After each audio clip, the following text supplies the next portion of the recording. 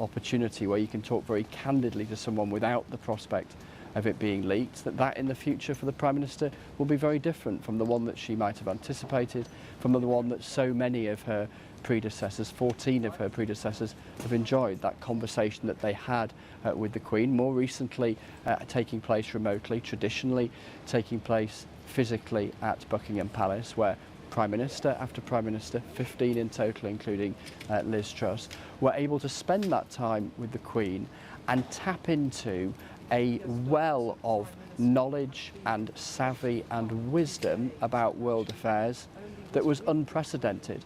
A stateswoman of a longevity greater than any other on earth. And with that, Prime Ministers would so often reflect in interviews and in their memoirs just how valuable a relationship that was. Firstly, as I say, because it was grounded in that sense of solemnity and privacy, but secondly, because of the wisdom and experience that the Queen was able to bring.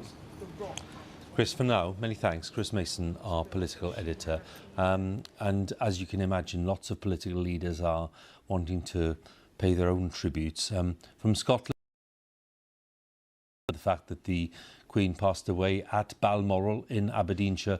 So the First Minister of Scotland, Nicola Sturgeon, has been sharing her response to what's happened today and the Queen's death. She said it was a profoundly sad moment for the UK, the Commonwealth and the world. And then the First Minister goes on to say the Queen's life was one of extraordinary dedication and service. And she said, on behalf of the people of Scotland, I convey my deepest condolences to the King and to the royal family. The First Minister of Scotland, Nicola Sturgeon, with the statement that she issued a few moments ago. The time is because we are reporting the death of Queen Elizabeth II. Buckingham Palace has announced the death of Queen Elizabeth, the longest-serving monarch in the history of the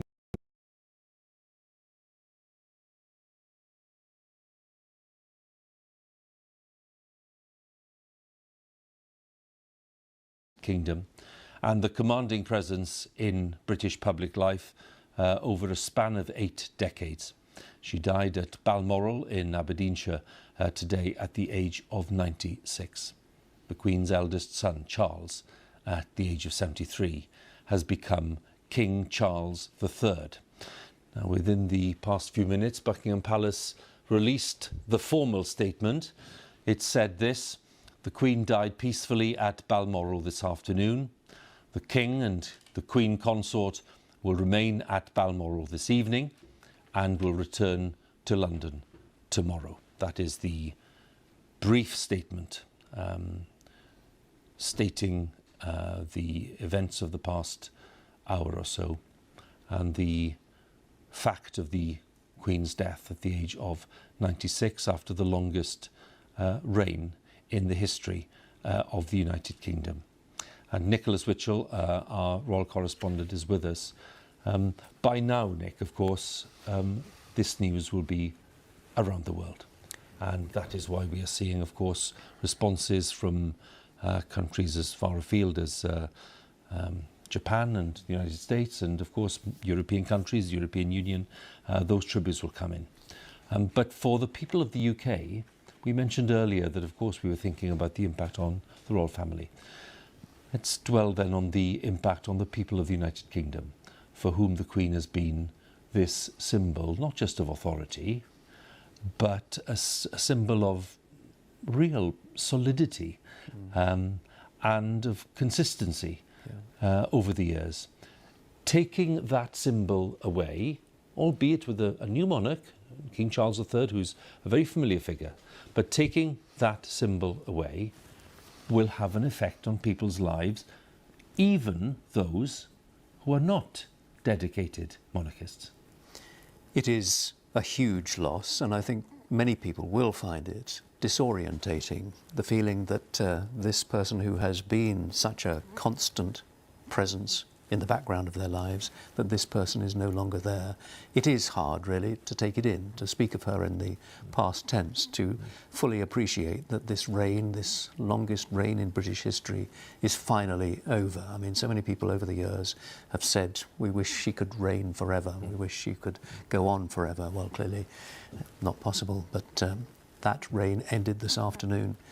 At Balmoral, we now have both a new head of state and a new head of government in the Prime Minister.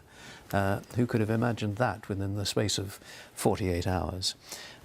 We will now await details of course, a state funeral, which will take place probably in about 10 days' time. That'll be the first full state funeral in the United Kingdom since that of Winston Churchill back in 1965.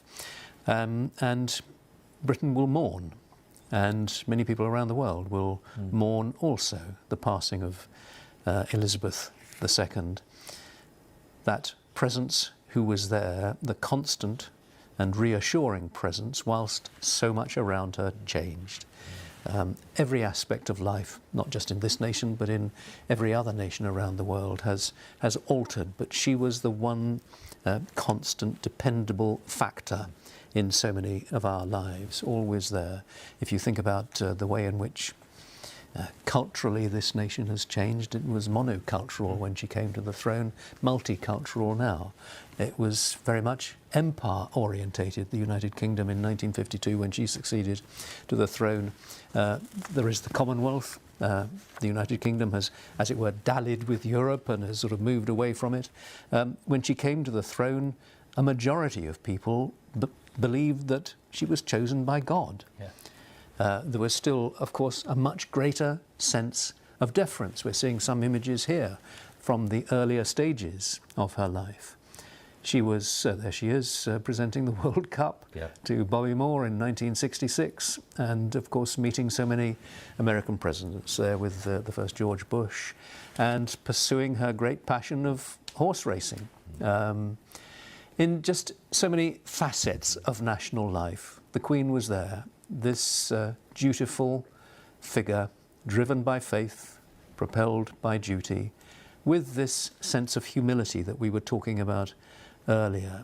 She was down to earth and straightforward, and as I said, she never let it go to her head. She realised that she was there by an accident of birth, and that she needed to win the trust and respect of her people, and that perhaps is something that not every member of her family has fully appreciated. Well, she did, in the same way that her father did, and in the same way I think that Charles has also appreciated that, because he has worked so hard. Prince Charles, you know, been a few controversies and difficulties for him, but he has set out during his time as Prince of Wales to win the respect of people and to show that he is worthy of the office and the position to which he has now succeeded. There he is with his mother. He is now mourning the loss of that mother and the loss of the Queen as he becomes king. Now, we must assume that the Prime Minister, Liz Truss, has not, as it were, jumped the gun in naming him as King Charles III.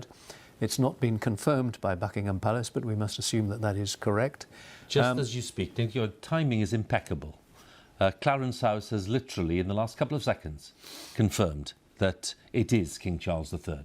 So, well done on prompting that. Very good. Very good. So it is King Charles III, that's official. And I'm just going to interrupt a second, Nick, if I may, because Boris Johnson, who of course was Prime Minister until just a few days ago, has issued this statement. It's fairly lengthy, but I'm going to just read through it because well, you'll understand why. This is our country's saddest day, says Boris Johnson.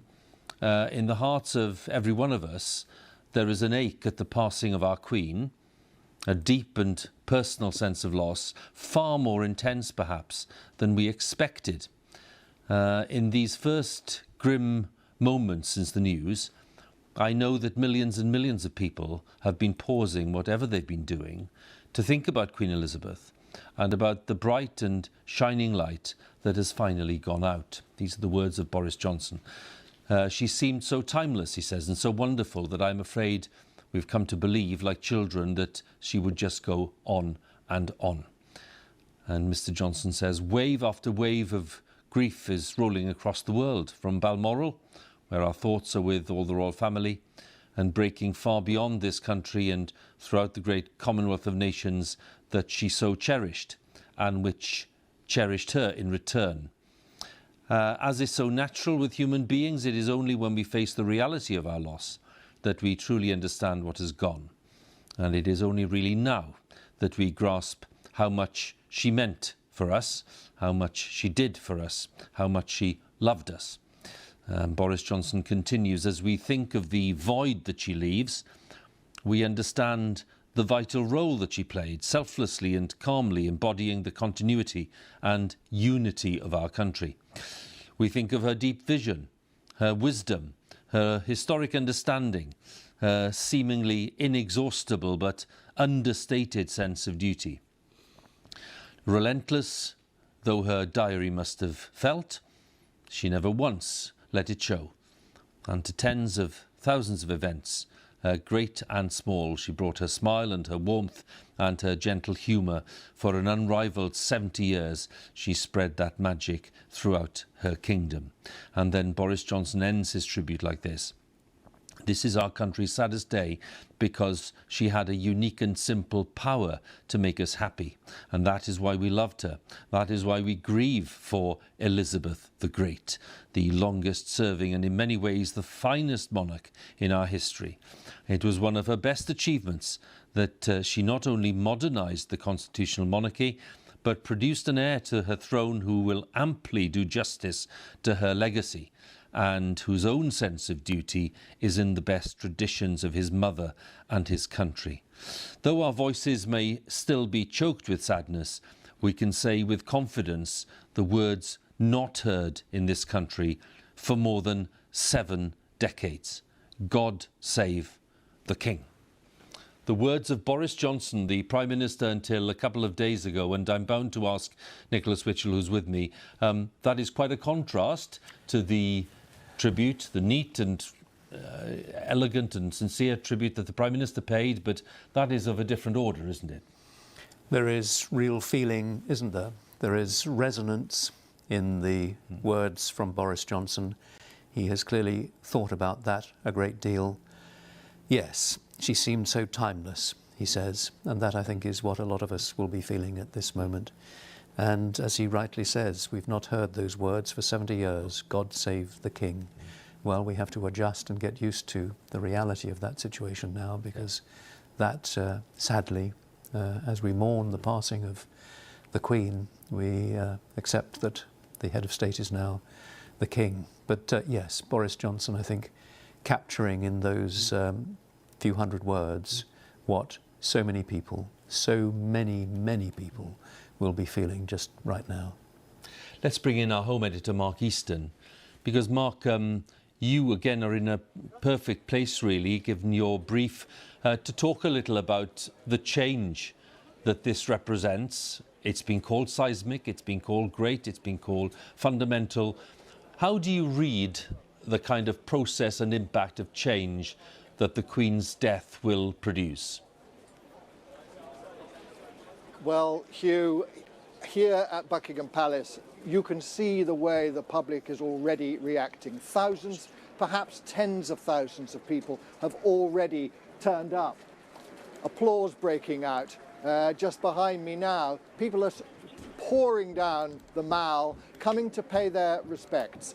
King Charles III, as we must now learn to call him, talked about the respect and affection that the British people had for his mother. And you can feel that in the crowd here. It's a somber atmosphere. Some people, I have to say, are close to tears. This was a very personal relationship with a woman who embodied something very special about their country. She was, I think, the keystone in the nation's architecture, the solid and immovable piece that sort of defined the nation's image of itself.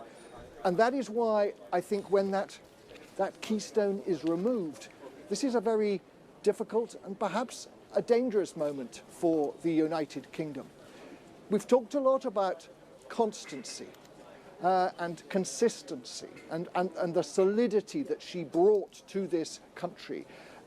But But I think that one shouldn't think that constancy is the same as inactivity, because this was a queen like a fish swimming, keeping sort of still in a fast-flowing stream. She remained solid and still while everything was moving around her, and that required constant adaptation and change, and she put enormous thought into how she could, what she described as, ease the process of change for her people.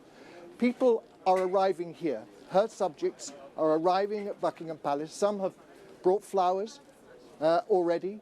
What's interesting, I think, about this crowd, I think it says something very important about Queen Elizabeth. This is a crowd of every generation and every background. There are a lot of young people, a lot of people from ethnic minorities. It's a very mixed crowd, and she was a queen that was able to be a figurehead for people from whatever background in Britain. As I say, we've got tens of thousands of people here already. I think this is going to become the focal point for that national grief over the next few days. And we will remember, some of us, the extraordinary scenes here after the death of Diana. And I think we will see something not dissimilar with the loss of Queen Elizabeth. This is a huge moment for the country. I think it's going to be very difficult for people to adjust. I think that as well as sadness, people are feeling unsettled. And this was already at a time when there was quite a lot of foreboding about the winter to come. So I think this is going to be quite a moment for Britain, and a time for people to pull together and support each other. Mark, thank you so much. Mark Easton with some thoughts there on what this event, what this loss means for people across the UK and indeed beyond. And as we look at these images, I have to say there are lots of very heartfelt and eloquent tributes being paid here in the UK and around the world. The former Prime Minister Sir John Major calling the Queen selfless and wise, with a wonderful generosity of spirit. He said he was greatly saddened the news of her death. The former Prime Minister Tony Blair: we've lost not just our monarch but the matriarch of our nation, the figure who more than any other brought our country together and kept us in touch with our better nature and personified everything which makes us proud to be British. And Mr. Blair goes on, she was not only the respected and loved monarch, she was respected because of the qualities of duty and decency and integrity and fidelity which she embodied, and loved because of the love and affection that she bestowed on us. And we will mourn her and we will miss her. That was Tony Blair speaking earlier on. Lots of other tributes from around the world. President Macron, the French president: Her Majesty the Queen embodied the British nation's continuity and unity for over 70 years. And President Macron says, I remember her as a friend of France, a kind-hearted queen who's left a lasting impression on her country and her century. And then President Zelensky of Ukraine, that troubled country, sending this message: on behalf of the Ukrainian people, we extend sincere condolences to the royal family, the entire UK and the Commonwealth, over this irreparable loss. Our thoughts and prayers are with you. And then we have the German president too, Steinmeier, saying Queen Elizabeth was a woman who shaped a century, and Her Majesty enjoyed the highest respect in the whole world. A very concise statement, but one that conveys the fundamental truth about the life and the times. Let's think about the United States. There are statements from President Trump, former President Trump, former President Obama, but I've just received this from President Biden, and this has just come in from the White House. So as we look at these images of the Queen's long life, from her coronation back in 1953 all the way to this year in 2022, President Biden says, in a world of constant change, she was a steadying presence and a source of comfort and pride for generations of Britons, including many who've never known their country without her. That is such a powerful theme today, as Nick and I have been discussing. An enduring admiration for Queen Elizabeth II united people across the Commonwealth, and the 7 decades of her history-making reign bore witness to an age of unprecedented human advancement and the forward march of human dignity. She was the first British monarch, says President Biden, to whom people all around the world could feel personal and immediate connection. We'll be aware of lots of these tributes being paid as they gather there, and now that the formal announcement has been fixed to the main railings in front of the palace, as it is done at times of great events like this, happy events and sad events. She was the first British monarch, says President Biden, to whom people all around the world could feel a personal and kingdom and the United States. She helped make our relationship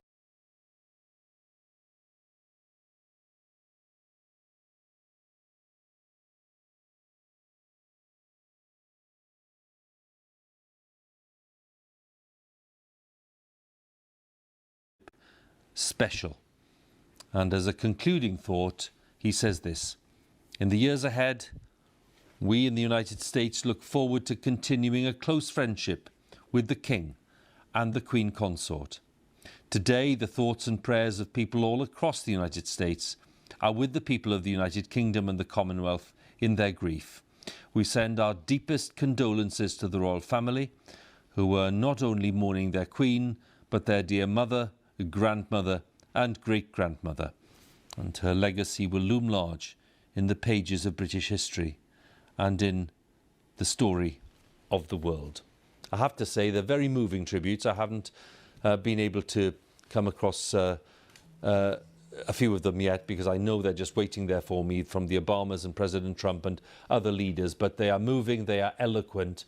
And Nick, they really do stop you in your tracks. And they just underline the fact that, you know, the appreciation for what the Queen achieved and what she represented is truly global. It's not, you know, we tend to talk about the Commonwealth. Of course, that's important. It's beyond that. As Boris Johnson said, it's only when you lose somebody that you really appreciate just who they were and how much you valued them. And the same words are in so many of these tributes: grace and duty and dignity and constancy. She was someone who personified simple qualities like decency and tolerance, who encouraged politicians to be the best that they could be, who encouraged all of us really to be the best of ourselves, because she did embody those old-fashioned concepts. And she did that for decade after decade. And she was that most important thing for a monarch. She was someone who unified people. She brought people together. And the challenge for Charles now will be to continue to seek to do the same, particularly at this moment when there are pressures within the United Kingdom against unity. And so Charles, I think, will be very much aware of the challenges that he faces and the task that he must now begin. Well, Charles's younger son, Harry, is, we understand, arriving at Balmoral just about now. I think we're expecting the arrival in a few minutes. Here we are, the entrance to the Balmoral estate.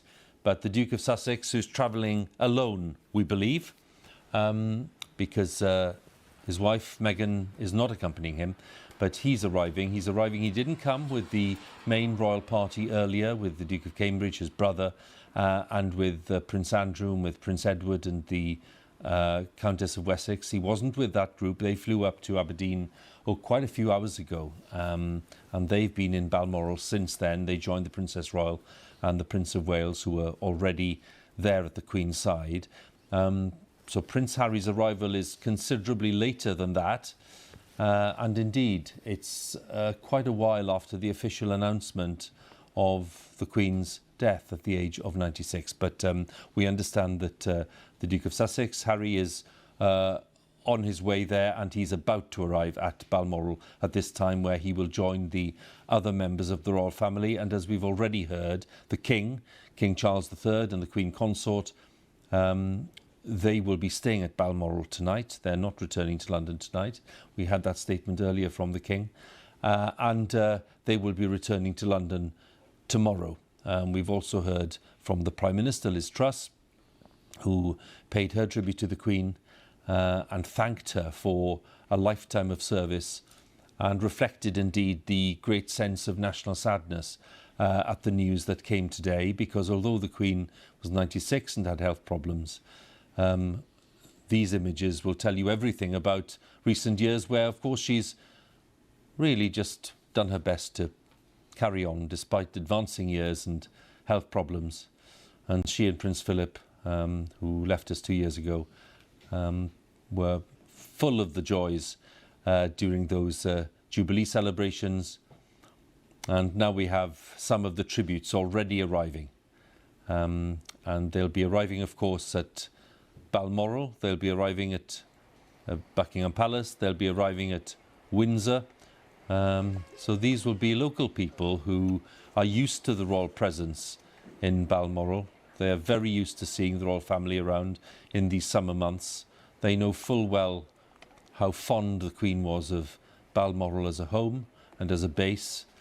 And they will be wanting to pay their respects as locals who tended to leave the royal family alone because they were used to seeing them around.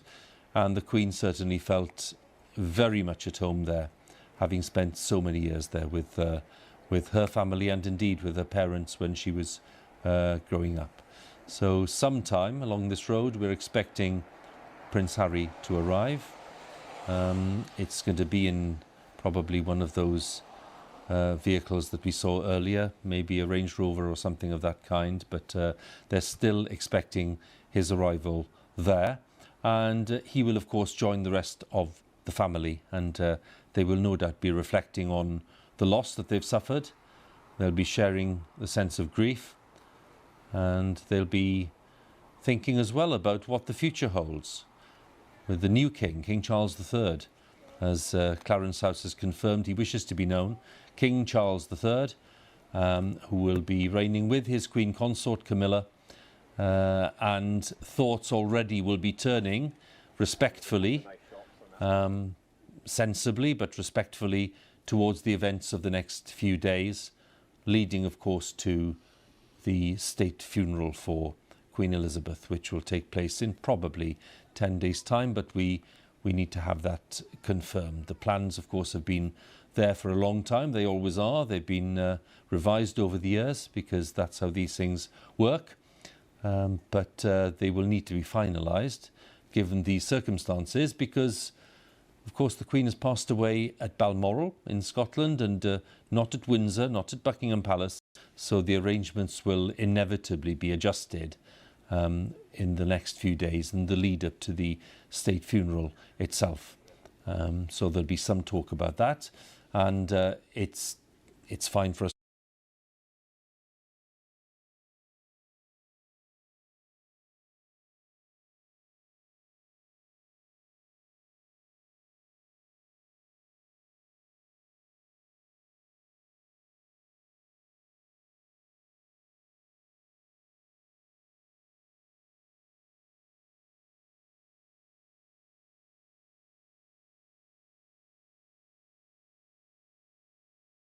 a short while ago, clearly filtering through, and lots of people now wanting to just stand at the palace, look at the palace, want to be seen at the palace to express their sense of loss and to express their sense of sympathy with the royal family, with King Charles on the loss of his mother, and of course with the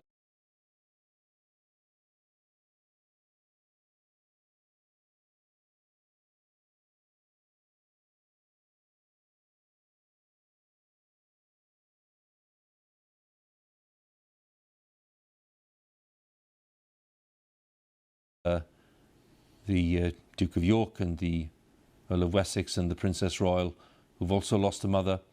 and the Duke of Cambridge, who's lost his grandmother, as has the Duke of Sussex, who's on his way to Balmoral. Of course, a grandmother and a great-grandmother too. So there's generations of the royal family affected by the news today. That's before you start thinking about friends of the royal family and about generations of people in the UK who've known nothing else. You'd have to be in your 80s, basically, to be in any position to say that you could perhaps remember a time when the Queen wasn't sovereign, wasn't the monarch.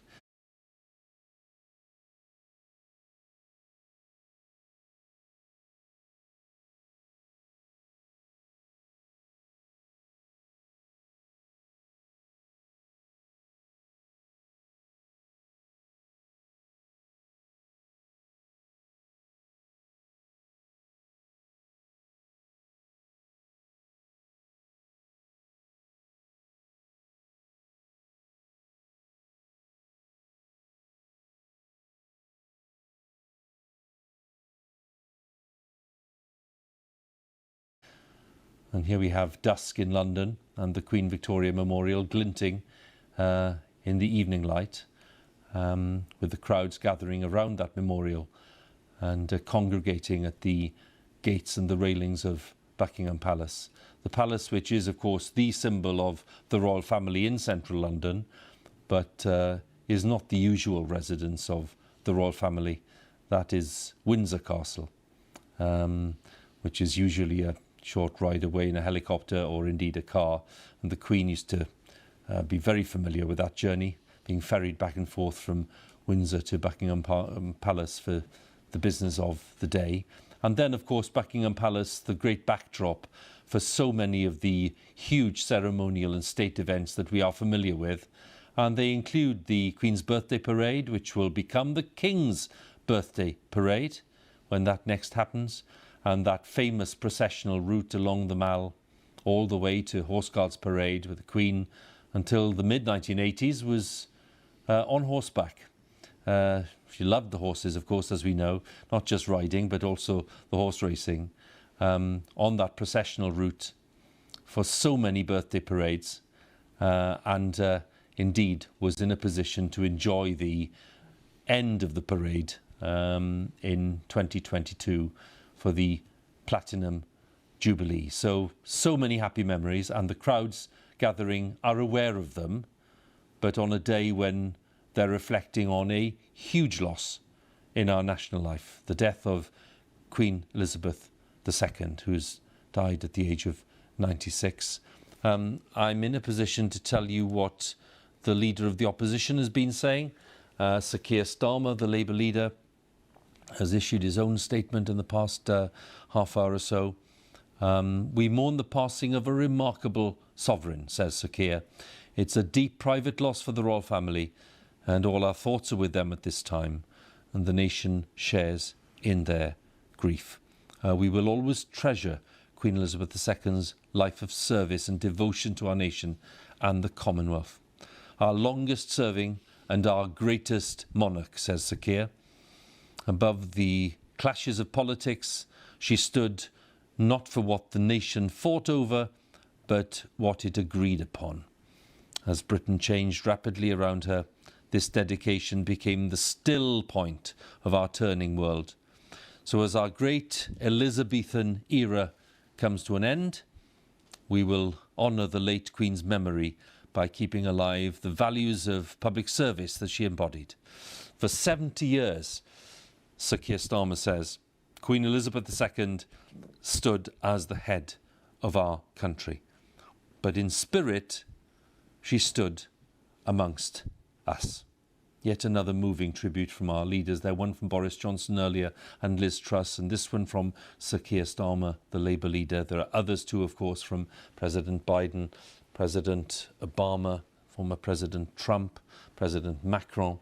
All of these tributes coming in, all of them worth reading. They will no doubt be on the BBC News website for you to see, to just keep up with the tributes being paid, because they are moving, they're eloquent, and they are thoughtful. And it's well worth you having a look if you have a moment to do that.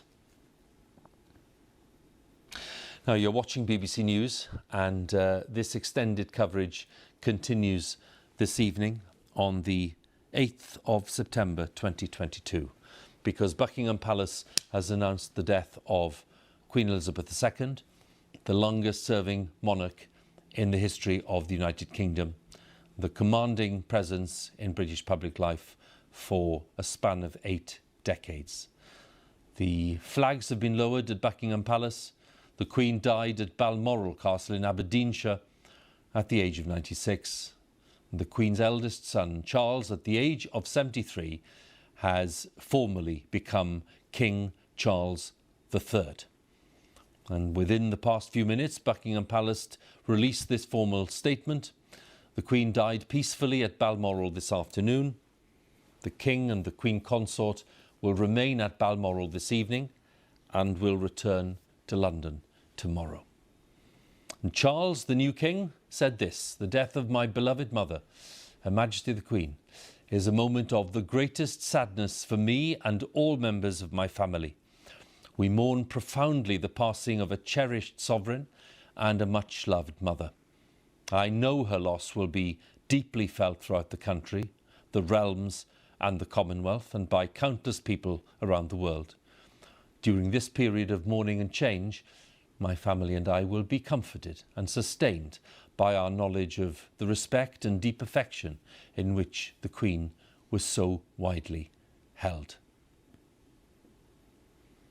It's coming up to 8 o'clock in the evening. The lights are on in central London. The flags have been lowered. The crowds are gathering around the memorial by Buckingham Palace. Nicholas Witchell, our royal correspondent, still with me. And up at Balmoral, we are in a position to say that Prince Harry, the Duke of Sussex, is either just about to arrive or has just arrived. He's certainly within minutes of arriving at Balmoral Castle itself. Some of the vehicles now pulling up, and they are the advanced vehicles, and there's the vehicle, the cavalcade, moving its way into Balmoral Castle itself, and we believe that is Prince Harry, the Duke of Sussex. And Nick, you're watching this with me, and that means that Harry has now joined his brother Yes. and his father and other members of the family. Yes, as autumn descends on this bleak September day, there at Balmoral and also at Buckingham Palace, how striking are those images outside the palace, people feeling the need to come together at this moment in the nation's history, the day on which the Queen of the last 70 years has passed away. People need, I think, just the solace, the comfort of being with other people. The nation will begin its mourning, bells will be rung and guns will be sounded and church services will come together.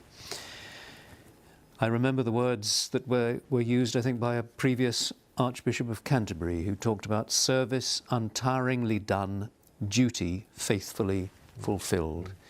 Everyone will have their words about the reign, the duty of Elizabeth II, as we all just pay our tributes now to a life of duty, of humility, of decency, as the process, the transition now to this new reign gets underway. And I expect we will hear from the new King tomorrow. There will also, of course, be an accession council when the Privy Council comes together. Not the full Privy Council, because there simply isn't room these days, but they will come together and they will confirm the succession, and they will, I imagine, at some point hear from the new King. And those statements by him will be important to set the tone for his reign, paying tribute to his mother on behalf of his family and the nation, but also setting out his aspirations, his wish, his ambition to be a force for unity and continuity and stability at a time when stability perhaps is in rather shorter supply than it has been at many other times. It is unsettling, as Mark Easton said. It is disorientating, and many people will feel that, and they will need to be reassured at this moment. Nick, thanks again. Nicholas Witchell, our royal correspondent, with some thoughts there on the significance of today and the loss that people have suffered today and the country has suffered, and the fact that we no longer have a Queen. We have a King, King Charles III, who has acceded to the throne immediately, the moment that his mother passed away. Lots of tributes which we can still share with you from political leaders, from religious leaders. For example, the former Prime Minister, Theresa May, who saw the Queen so many times, of course, during her period as Prime Minister, simply said this: "I want to place on record," says Theresa May, "that Her Majesty devoted herself unreservedly to a life of service." And that really does echo what so many others have been saying. It's interesting as well that the Duke of Cambridge, the new title, the Duke of Cambridge, the Duchess of Cambridge, William and Kate, of course, now being referred to as the Duke and Duchess of Cornwall and Cambridge. So we'll see lots of these adjustments as the evening goes on. And here on BBC News, we will, of course, be bringing you more tributes from around the world and reflecting what people in communities across the United Kingdom are saying tonight after the death of the Queen. We'll take a pause for now. We'll be back for an extended edition of BBC News at 10, but we're going to join my colleague Clive Myrie now for more special coverage following the death of Her Majesty the Queen. Goodbye for now.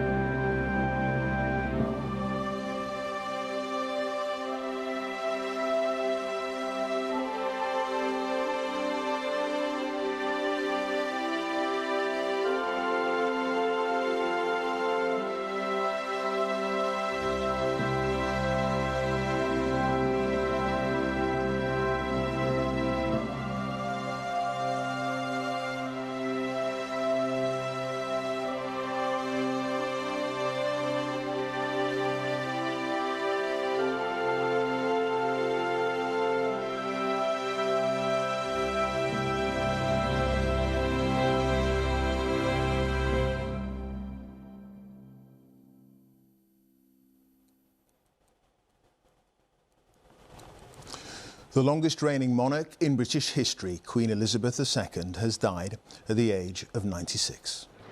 I declare before you all that my whole life, whether it be long or short, shall be devoted to your service and to the service of our great imperial family to which we all belong. God help me to make good my vow. Over the course of 8 momentous decades, she witnessed social and economic change on a global scale.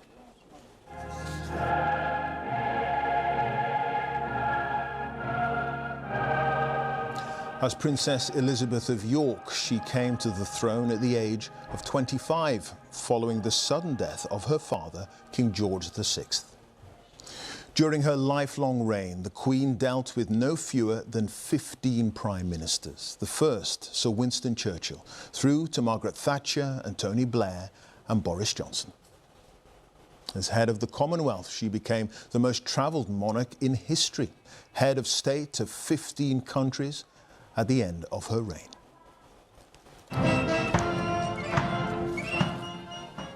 The Queen's death comes just over a year after the passing of her husband, the Duke of Edinburgh, her consort for more than 70 years.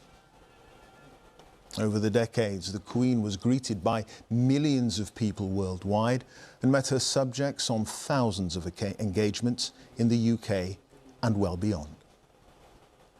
She was last pictured at Balmoral on Tuesday, asking Liz Truss to become Prime Minister. Now, as the crown passes to a new king, Charles III, The Queen's death will be deeply felt by her family, by people across the United Kingdom and millions around the world. Good evening. The reign of the longest-serving monarch in the history of the United Kingdom has come to an end with the death of Queen Elizabeth II. Buckingham Palace made the announcement just after 6:30 this evening. The Queen, who was 96, passed away at Balmoral Castle in Aberdeenshire. Members of the royal family had made the journey there on the news she was gravely ill. The Queen had been a commanding presence in British public life for more than 8 decades, and her eldest son, Charles, at the age of 73, has now become King Charles III. Buckingham Palace had issued this statement. The Queen died peacefully at Balmoral this afternoon. The King and Queen Consort will remain at Balmoral this evening and will return to London tomorrow. Well, in the last hour, His Majesty King Charles III released this statement. The death of my beloved mother, Her Majesty the Queen, is a moment of the greatest sadness for me and all members of my family. We mourn profoundly the passing of a cherished sovereign and a much-loved mother. I know her loss will be deeply felt throughout the country, the realms and the Commonwealth, and by countless people around the world. During this period of mourning and change, my family and I will be comforted and sustained by our knowledge of the respect and deep affection in which the Queen was so widely held. Well, joining me now is Nicholas Witchell, our royal correspondent. Nick, I am 58 years of age. I've known no other monarch.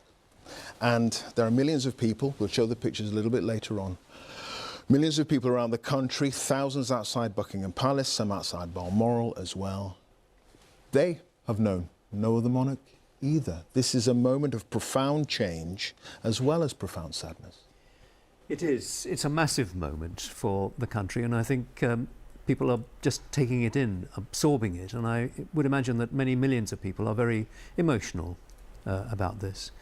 The tears will flow in many households tonight as they just take in the news that this figure who has been there throughout most of our lives, in the background to our lives. I'm nearly 70 and I too have only ever known Elizabeth II on the throne.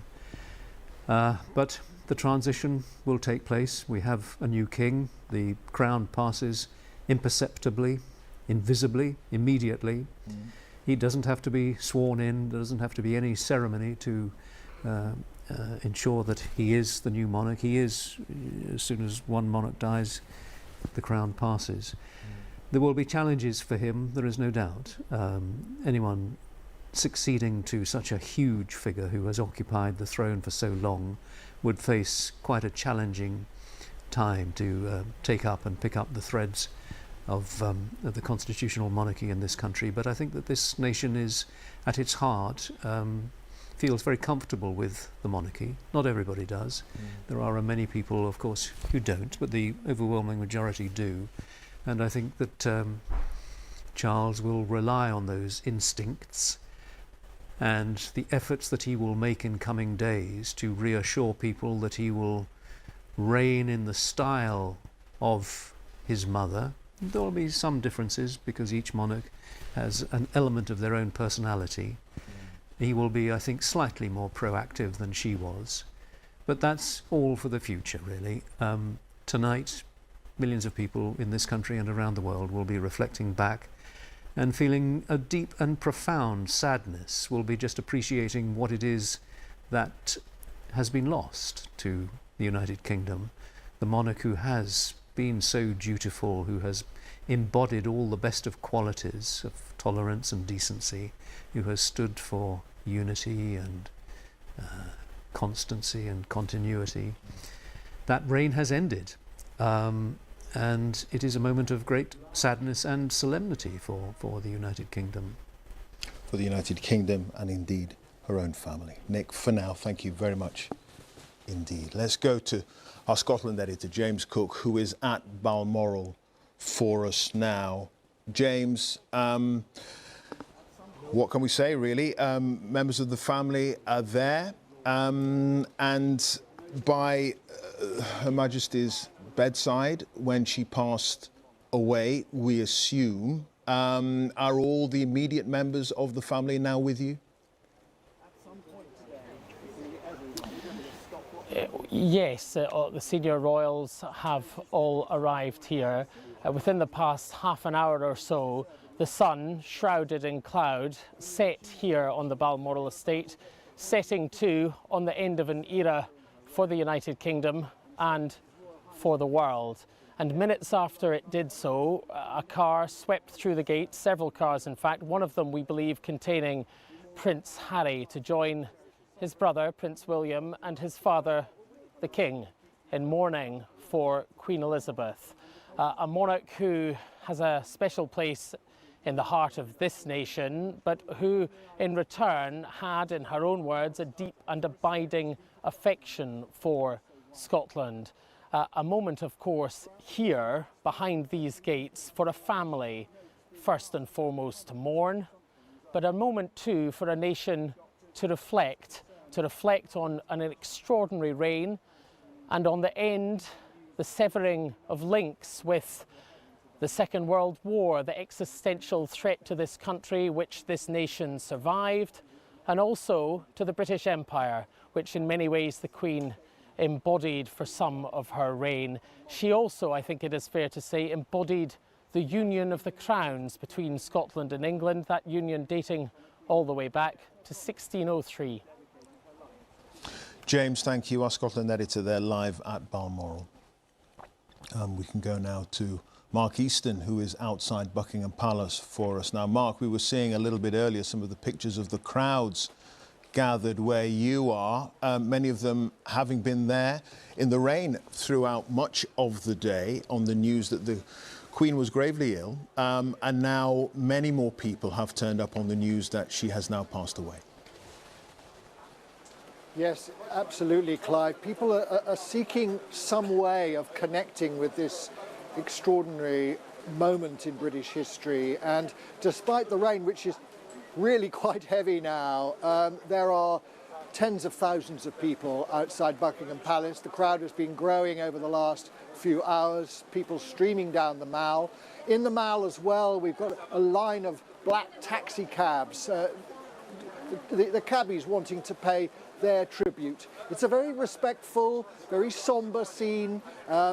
You'll see quite a few camera lights are on, but I've also heard applause and even at one point 3 cheers. Now, we don't know whether those were moments where the crowd wanted to show their appreciation for the Queen that they have lost, or whether they were perhaps greeting their new king, King Charles III. But whichever, it is a crowd which wants to be part of this moment. And it is a huge moment, I think, Clive, for this country, because the Queen was this solid, immovable piece of the nation's architecture, the keystone. And without that, there will be a sense, I think, of unease, of uncertainty. And it is in a moment when people will want to come together, will want to be with others, to share this moment and to see it through. Mark, thank you. Mark Easton there at Buckingham Palace this evening, where crowds have gathered and have been gathering throughout the day. If you are just joining us, Buckingham Palace has announced the death of Queen Elizabeth II, the longest serving monarch in the history of the United Kingdom, and a commanding presence, of course, in British public life over 8 decades. Her Majesty died at Balmoral Castle in Aberdeenshire, and she was aged 96. The Queen's eldest son, Charles, at the age of 73, has now become king. Our royal correspondent, Daniela Ralph, now looks back on today's events. Tuesday, the 6th of September, the last photographs of the Queen, 96 years old and still at work. Meeting the new Prime Minister at Balmoral, a duty she had been keen to fulfil, and one we now know was her final duty after 7 decades of public service. Around 4 o'clock this afternoon, a number of the Queen's family arrived at Aberdeen Airport. Her grandson, the Duke of Cambridge, was first to emerge, followed by her daughter-in-law, Sophie, the Countess of Wessex, and then her two youngest sons, Edward, the Earl of Wessex, and Andrew, the Duke of York. Prince William drove the family group to Balmoral to join his father, the Prince of Wales, Camilla, Duchess of Cornwall, and Princess Anne, who were already there with the Queen. Within an hour and a half of their arrival came news from Buckingham Palace. As is tradition, the announcement of the Queen's death was attached to the palace gates by 2 footmen, as tributes began. Queen Elizabeth II was the rock on which modern Britain was built. Our country has grown and flourished under her reign. She was the very spirit of Great Britain, and that spirit will endure. She has been our longest ever reigning monarch. It's an extraordinary achievement to have presided with such dignity and grace for 70 years. And with the passing of the second Elizabethan age, we usher in a new era in the magnificent history of our great country, exactly as Her Majesty would have wished, by saying the words, "God save the King." And also from the Leader of the Opposition. For the vast majority of us, the late Queen has been simply the Queen, the only Queen, above all else, our Queen. As we mourn her loss, we should also treasure her life, our longest serving and greatest ever monarch. Above the clashes of politics, she stood not for what the nation fought over, but what it agreed upon. Throughout the day, there had been growing unease about the Queen's health. In the Commons, as Keir Starmer stood up to speak, opposite him, the Prime Minister was being told of the Queen's condition. Information passed to Angela Rayner, Labour's deputy leader, who left her seat for a while to discuss the development, before the Speaker of the House addressed the chamber. I know I speak on behalf of the entire House when I say that we send our best wishes to Her Majesty the Queen, and that she and the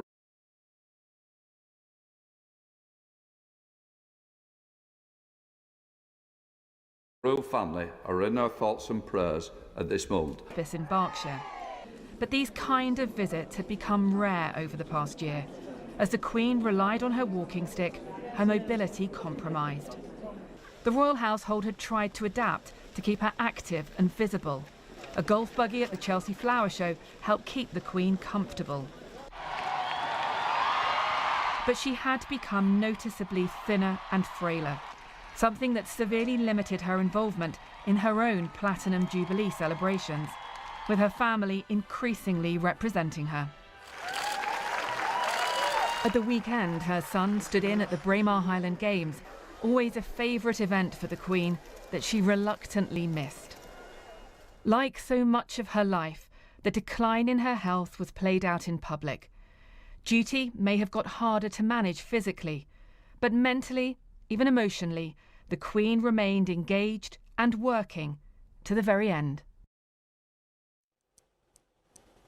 Daniela, Ralph, with a sum up there of the events of the day. We're now joined by the former Conservative Prime Minister, Sir John Major. Sir John, it's very good of you to join us here on BBC News at this moment in time. Fears, of course, had been mounting throughout the day on the news from the Queen's medical team at Balmoral. What are your thoughts now on the passing of Her Majesty? Well, it is heartbreaking news.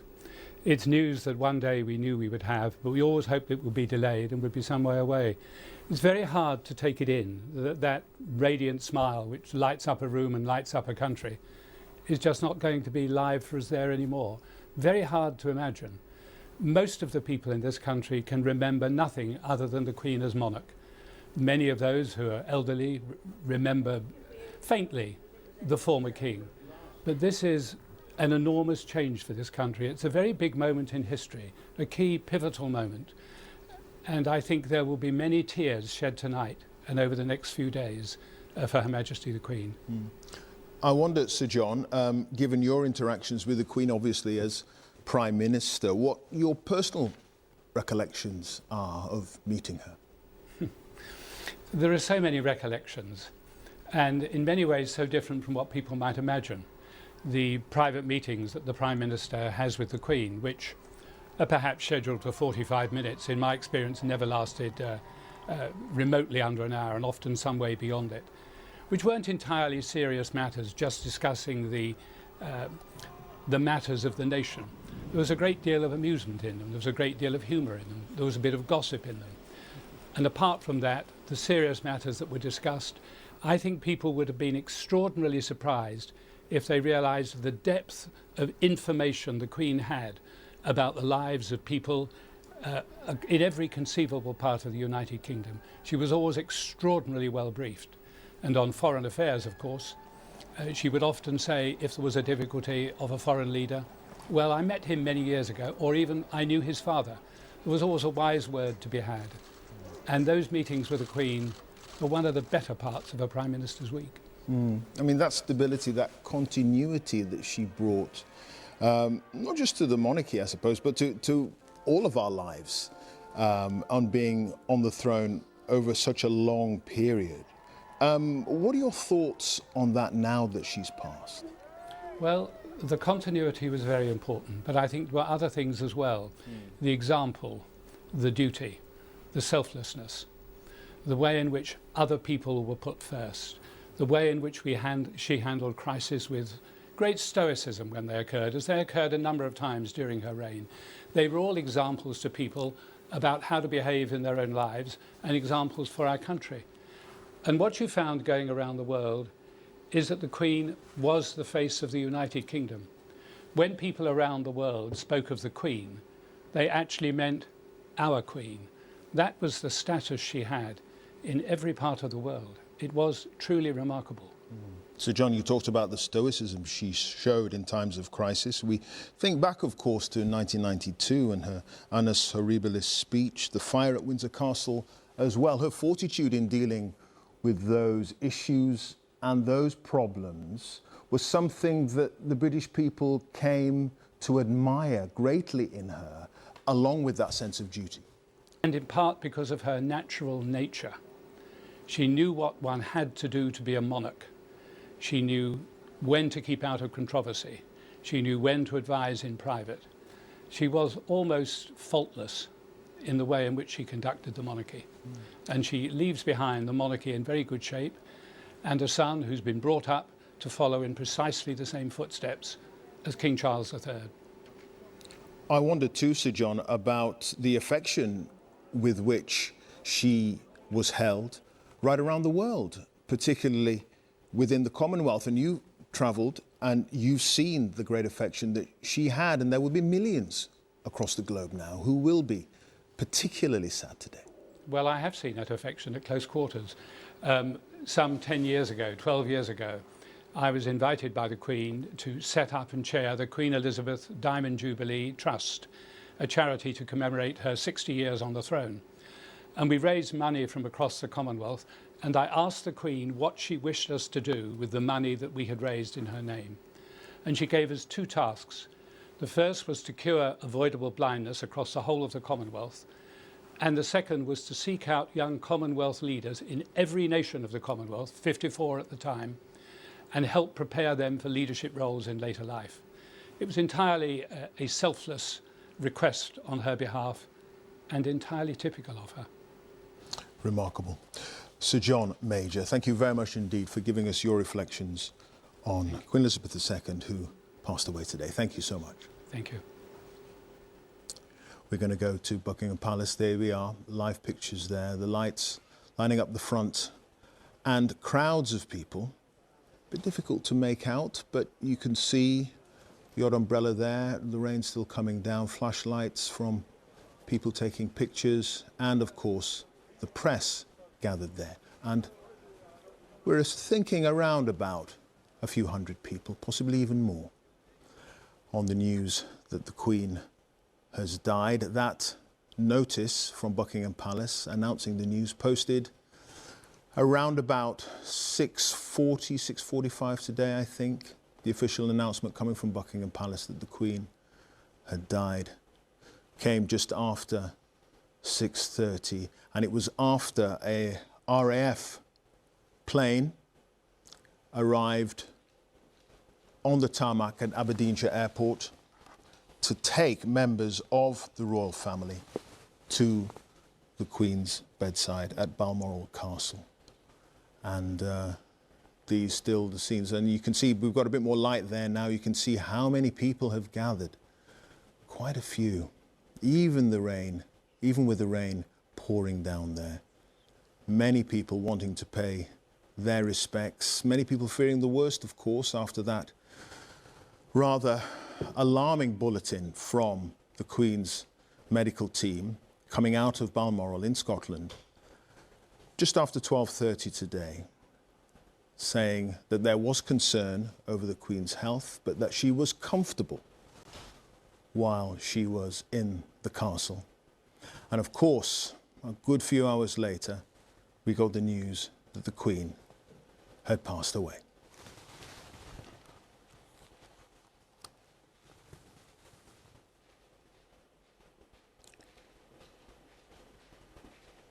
The very latest scenes there, outside Buckingham Palace. Well, the Queen spent much of the past few years at Windsor Castle, of course, living and working there throughout the coronavirus pandemic. Our correspondent Adina Campbell is there for us now. Adina, we've just seen the pictures outside Buckingham Palace. Hundreds of people, probably thousands of people out there gathered. What is the scene like where you are? Well, hundreds of people have gathered here in Windsor tonight. Nearby, close to the High Street, others near the historic Long Walk. People of all ages, families have come out with young children, local residents, tourists have all come together to mark this day, and they've been paying their respects. Plenty have been leaving flowers. You may be able to see some of those floral tributes behind me, and others have lit candles. There was a poignant moment shortly after the announcement was made when a rainbow came out in the sky, and that's when people stood still. They were silent, they were reflective, and the news really then sunk in. And that happened shortly after the flag had been lowered, not quite at half-mast, but it had been lowered. This is a community that has had a deep, close connection with the Queen for many years. This was her main residence. She had spent a great deal of time here, particularly over the last 12 months, since she started experiencing those episodic mobility problems. And then, of course, she had spent a long time here with the Duke of Edinburgh before he died in April last year. They had been isolating here. People here are experiencing a sense of loss here tonight in Windsor. We've seen some emotional people, people who have been unable to hold back tears, consoling each other, hugging each other. And of course, we know that this is a town that has rich royal roots. Just recently, the Duke and Duchess of Cambridge have moved here. We know the Duke of Cambridge is up in Balmoral, but we know tonight the Duchess of Cambridge is looking after their 3 young children because they started their first full day at school. So this is a community in shock, they are sad, and it's a community in mourning. Adina, thank you. Adina Campbell there outside Windsor Castle, perhaps the Queen's favourite residence, her main residence. And the scenes out there, of course, scores and scores of people paying their respects outside the building. Well, as we've been hearing, our new Prime Minister Liz Truss has led the tributes to Queen Elizabeth, saying she was loved and admired by people around the world, and describing her as the rock on which modern Britain was built. Our political editor Chris Mason is in Downing Street now. Chris, we know that there was a discussion in Parliament today over the appalling cost of living crisis. That news and that debate overshadowed by the situation concerning the Queen. And I wonder now, given the stability that the Queen not only brought to the rest of British society, but also to the political life of this country, that is now sadly gone. It has, Clive, yeah. And I think what we witnessed at lunchtime caught in a moment the very nature of the British Constitution, the way that we are governed, because there in the House of Commons was a debate ongoing where the House of Commons does what it is famous for, that it is the fulcrum of our democracy. It is the fulcrum and apex of angry argument to determine how we are governed. And there was that passionate argument going on about this whole huge and profound issue of energy bills, the government setting out its programme, the opposition criticising it, and then the passage of messages along the line, along the two front benches, from a government minister to the deputy leader of the Labour Party, Sir Keir Starmer, the leader, was on his feet at the time, and also to the Prime Minister. And you could tell, watching the chamber, you could tell the gravity of the news that was being passed on some 8 or 9 hours ago at lunchtime, as senior politicians learned of the deteriorating health of the Queen. We've seen and heard, haven't we, in the conversation you just had with Sir John Major, the reflections of senior politicians on the value that they attached to their conversations with the Queen, the nature of that constitutional settlement I was talking about, meaning that the Queen is, if you like, plugged into democracy, but stands above it. And through that mechanism of the weekly audiences, Prime Ministers, 15 in total, Liz Truss only having that one audience with the Queen, that moment 48 hours ago when she became Prime Minister, having the chance every week to go and see the Queen in private and tap into what David Cameron, one of her Prime Ministers, her 12th Prime Minister, saying this evening, was the world's greatest public servant and the world's most experienced diplomat, tapping into that wisdom and counsel, knowing whatever advice was offered would be done so privately. Indeed. Okay. Chris, thank you, our political editor there, live at Downing Street. We're talking to Sir John Major a little bit earlier. The one of 15 Prime Ministers, of course, that the Queen interacted with, Liz Truss, the latest, whom she asked to become Prime Minister earlier this week. And if you're joining us for the first time, I should tell you that Buckingham Palace has announced the death of Queen Elizabeth II. Her Majesty died at Balmoral Castle in Aberdeenshire at the age of 96. Now, the Queen's eldest son, Charles, at the age of 73, has now become king. In a statement, Buckingham Palace said the Queen died peacefully at Balmoral this afternoon. The King and Queen, Consort, will remain at Balmoral this evening and will return to London tomorrow. Following the death of his mother, His Majesty King Charles III released this statement. The death of my beloved mother, Her Majesty the Queen, is a moment of the greatest sadness for me and all members of my family. We mourn profoundly the passing of a cherished sovereign and a much-loved mother. I know her loss will be deeply felt throughout the country, the realms and the Commonwealth, and by countless people around the world. During this period of mourning and change, my family and I will be comforted and sustained by our knowledge of the respect and deep affection in which the Queen was so widely held. We've got live pictures for you coming in at Buckingham Palace. Again, that is the scene where it's a little bit difficult to make out, but there are many, many members of the public there paying their respects. They've been gathering throughout the day on the news a little after lunchtime of concerns of the Queen's health made by her medical team at Balmoral. Of course, the kissing of the hands, the ceremony in which the prospective Prime Minister assumes the position, had to take place at Balmoral because the Queen was unable to travel down to London. That was, of course, with Liz Truss earlier this week. And one assumes the reasoning behind her not being able to travel to London was part of the drama of events earlier on today. But those pictures, the very latest outside Buckingham Palace, where around 6:40 this evening, that notice was posted on the railings from Buckingham Palace making it clear that the Queen had died peacefully.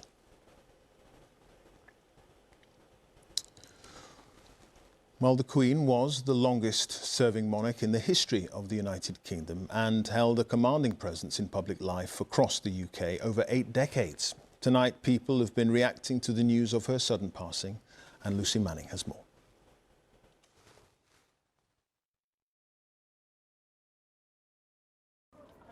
She was long to reign over us, almost all of her life, and for most here, all of theirs. Through the streets of London they streamed to pay tribute to our Queen. What's your reaction to the news? I'm so sad because she was a wonderful lady. She dedicated her whole life to the nation and we could just thank her for it.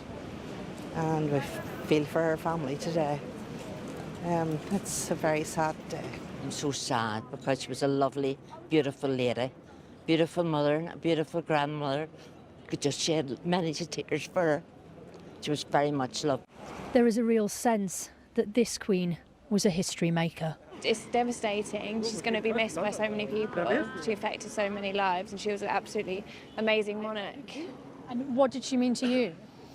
Well, I think as a woman, it's amazing to see a female at the helm of our country, and why I might not ever get the chance to see another woman as Queen. She meant everything to me, my family, you know, a sense of community, you know, loyalty, you know, giving back to communities, serving, you know, the community as a whole. So she meant a lot to everyone here today. I think, you know, the biggest thing that I'll remember is, you know, her sense of sort of charity, giving back. The crowds used to gather here in their hundreds of thousands to see the Queen on the Buckingham Palace balcony. As soon as her death was announced, they came back. There is a hush here, as the one constant in the country's life is no more. In the place where she died, Balmoral, the locals were enormously proud of their regal visitor who joined them each year. Just very sad. She's been a monarch for over 70 years and it's history, and we just wanted to be here to share our condolences to the just be part of it kind of thing. Yeah. It's really sad news to hear, actually. It's that's the reason we came. We were hoping to pass on our regards or just to be here. So it's kind of sad, actually. A sad day. Yeah, absolutely. Yeah, for everybody, I think. You know, I think the whole nation will come together and just, you know, feel the same. Yeah. Although, you know, you never knew her or anything, but her significance was just incredible. And it doesn't really hit home, I don't think, until you hear something like this. And what she meant to us and what she meant to the country was absolutely incredible legacy. At Buckingham Palace, no one here truthfully is sure what to do. But they know they want to be here, to stand, to mark the moment, to bring flowers, to remember. Her kingdom is united. In sorrow, yes, but also in admiration, in the sense that we have been fortunate to live in her era. Through change and turmoil, there has always been the Queen. Lucy Manning, BBC News, Buckingham Palace. Lucy there talking about flowers marking the moment at Buckingham Palace. These are live pictures at Windsor Castle, and there, more floral tributes. Lit by a candle at the front there, as people remember. For many of them, the only monarch they've ever known. I began this broadcast a few minutes ago, pointing out that I've known no other Queen at the age of 58, and those little children there. They're now going to be growing up in a world where it is Charles III who will be their sovereign. And people turning up continually throughout the evening as the light has dimmed. The flashlights there in the corner there of some of the press who've recorded this moment as well, and continuing flowers being put down there as people remember. We're going to go back to Buckingham Palace too. I'll show you the live pictures there. In the darkness, hundreds of people, at least hundreds, but I suspect possibly even thousands, have gathered there now. And there they are. The rain's still coming down. It's been raining throughout the day, and despite that, people have been willing to deal with the elements.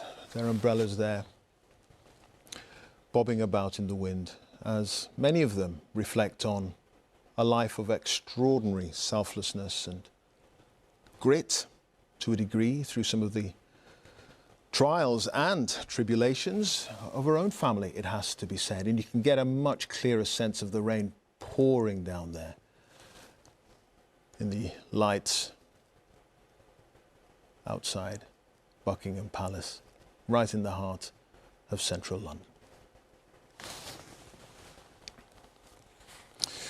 Well, it was in Scotland where the Queen passed away, and political leaders there have been paying tribute to the monarch. In the last few minutes, Scotland's First Minister, Nicola Sturgeon, described the Queen's death as a profoundly sad moment, describing her life as one of extraordinary dedication and service. Let's go now to Sarah Smith at Holyrood in Edinburgh. Sarah, what else have you been hearing from the political establishment in Scotland?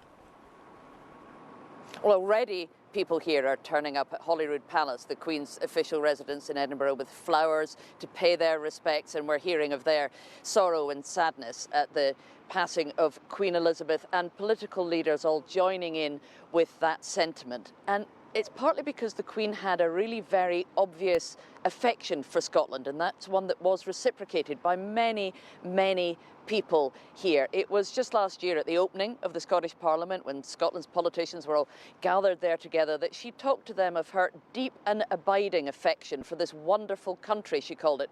And she spoke of the many, many happy memories her and Prince Philip had shared in Scotland. She came here frequently as a child before she was Queen, and her first official visit to Scotland as the monarch took place just 3 weeks after the coronation, when she and her husband came here to Edinburgh and toured through the streets, and he was, of course, the Duke of Edinburgh. And then in the decades since then, she was a very frequent visitor. Every summer, she would come and spend a week here at Holyrood Palace before going up to Balmoral. She would take part in all sorts of official engagements, including hosting every summer a garden party for thousands of Scots to be invited to it. And it's because of these connections that politicians here are saying that they feel so profoundly sad, like the First Minister, Nicola Sturgeon. For more than 70 years, Queen Elizabeth has been the great constant in our national life. She has inspired us, on occasion comforted us, and always personified values we hold dear. Throughout her reign, she performed her duties with exceptional wisdom, dedication and fidelity. Scotland loved, respected and admired her. And by all accounts, Her Majesty was rarely happier than when she was here in Scotland at her beloved Balmoral, a fact I have been privileged to observe personally. I hope it will be a source of comfort to her family that she spent her final days in a place that she loved so much. Nicola Sturgeon there talking about the respect and admiration that she felt for the Queen, partly because of her affection for Scotland, but also because of her sense of service and duty. And that's why we're hearing politicians from all sides of the political spectrum absolutely agreed that they owe a great debt to the monarch who served the country so well for so very many years. I think it's notable here in Scotland as well that throughout the years of debate that there have been about Scottish independence, the SNP were always at pains to stress that the Queen would remain the head of state if Scotland ever were to become independent. That's because they feared it would be a vote loser if they were to suggest that an independent Scotland would cut ties with the royal family. That's a measure of the affection and the respect that the Queen was given here in Scotland. Indeed, Sarah, thank you for that. Sarah Smith there at Holyrood, the Queen's official residence in Edinburgh. Actually, the Queen had more Scottish monarchs in her ancestry than English ones. So that's an interesting thought to ponder there. We're going to go to some more floral tributes being placed outside Windsor. This is the scene this evening. A few candles as well have been lit there. Windsor, perhaps the Queen's favourite residence and her main residence. We talked a little bit to Sir John Major about the Queen's fortitude and strength during that awful fire that engulfed the castle, and how she coped with that and simply got on with things. And it's that sense of duty and strength that has come to be admired by so many people throughout her long reign, and now will be sorely missed by many people, not just in this country, but quite frankly, right around the world. And more people there this evening. What time is it? 9:15, coming out. The rain has held off there. It's very rainy down in Buckingham Palace, but there, people still making and marking their respects to our departed Queen. And this is the scene outside Buckingham Palace tonight. As we've been seeing throughout the evening, many more people turning up there as well. Some people perhaps hearing the news for the first time and deciding that perhaps they need to do something that is important to them in perhaps laying flowers outside one of the official royal residences. And there, despite that rain teeming down, it's been bucketing it down for much of the day, frankly, but still, so many people have been wanting to get out there and mark this incredible moment in British history. And in Northern Ireland, leaders across the political spectrum have been paying their tributes to the Queen, praising her efforts to advance peace and reconciliation. Our Ireland correspondent Chris Page is live at Stormont for us now. Chris, just sum up what you've been hearing from those people who have been marking the Queen's death with their own messages.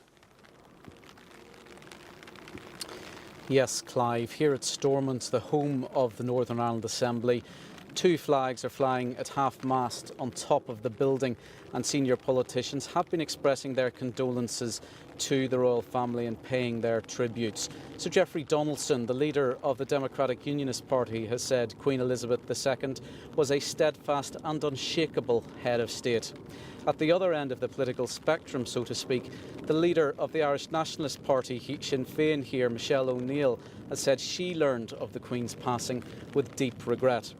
For about 30 of the Queen's 70 years on the throne, Northern Ireland was perhaps the most troubled part of her realm, and the conflict known as the Troubles touched the Queen most personally and painfully perhaps in 1979, when her cousin Lord Mountbatten was murdered by the IRA.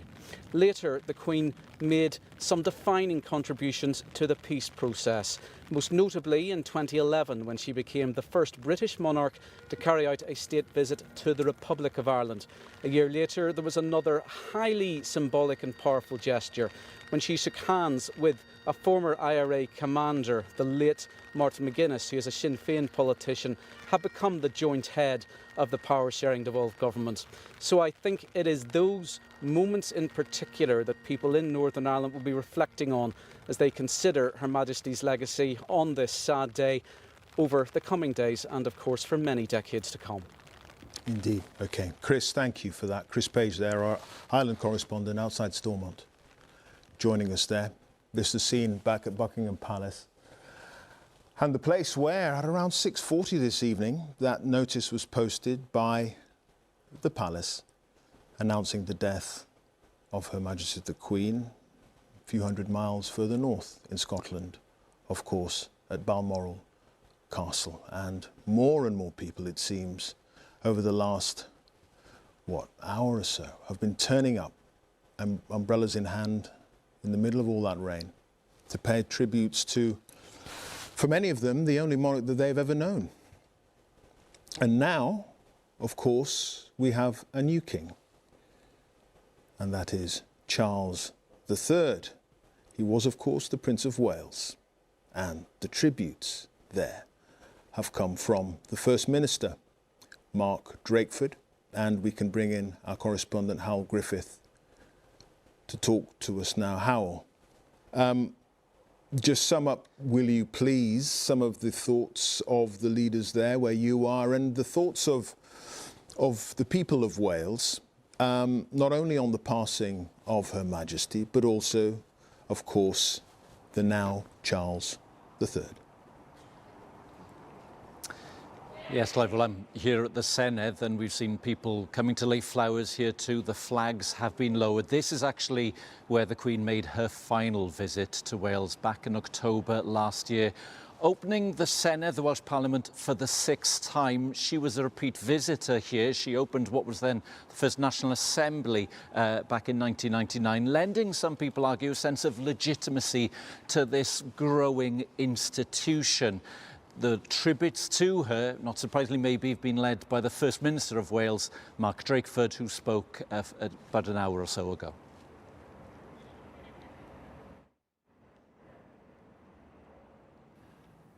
It is with great sadness that we learn today of the death of Her Majesty Queen Elizabeth II. She has been the only monarch that most of us will remember, and today the country feels an immense loss. Throughout her long and exceptional life, as our longest reigning monarch, Her Majesty firmly upheld the values and traditions of the British monarchy. On behalf of the Welsh Government and people in all parts of Wales, I offer our deepest condolences to all Her Majesty's children and their families on this sad occasion. Well, lots of people I've spoken to have talking about how she oversaw a huge period of change in national life here in Wales, not just a new Senedd, but people saying she gave a sense of welcome to people of all nations and all faiths as she reigned for such a long time. Howell, thank you for that. Howell Griffith there outside the Senedd in Cardiff. Well, as we know, the Queen was not only the monarch for the United Kingdom, but she was also the head of state across 14 other Commonwealth countries. So, how has the news been received right around the world? Our diplomatic correspondent James Landale has been looking at the international response to the Queen's passing.